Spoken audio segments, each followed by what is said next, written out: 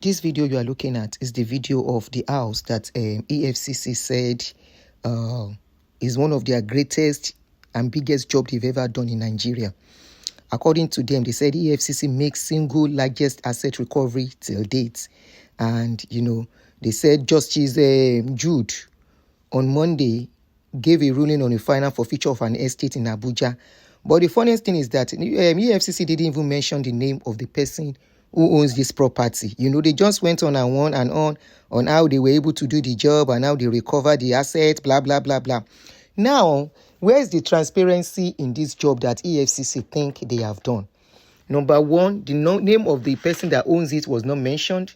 And of course, everybody have started speculating it is for Emefiele, which is a possibility. But the questions we are not asking is, if the assets are actually for Emefiele, is it only for Emefiele alone? They didn't mention name, but everybody is like pointing to Emefiele, the former CBN governor, that the estate belongs to him. They didn't mention the name, but people are speculating. But the question is, does it belong to him alone? Then very vital question we should be asking, who approved such land, such vast land for one singular man in Nigeria? What was the job of the man when it was approved? Who was the minister that approved that property, the landed property? Who was the minister? These are the questions that should be asked. EFCC is not transparent enough. Nigerian government is never transparent when handling corruption cases. We are not fools. How people can be so greedy that one person, let's even say two people, what is their job? What job was the person doing to buy this kind of property? We greedy for that country, oh. I don't look country where people greedy. And this is a country where people can hardly feed. This is a country where people, there is no job. They are building this kind of estate. Imagine if this estate we are looking at is an industry in that country. Imagine the number of youths that will be employed in that country. Anyway, let Nigerian people continue. You see those poor people you are creating in that country.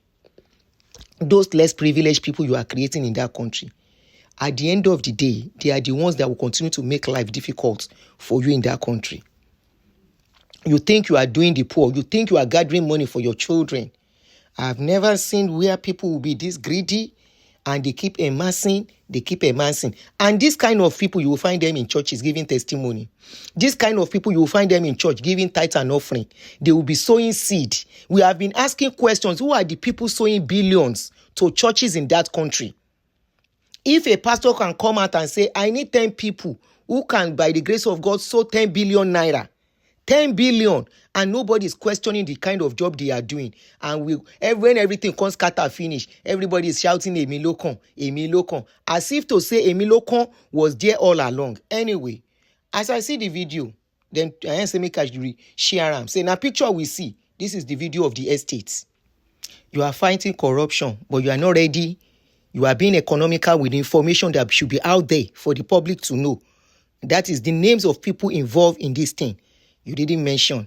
You just say no detailed information about who owns the property and all the rest. Anyway, you say you are fine. You only said your largest asset recovery.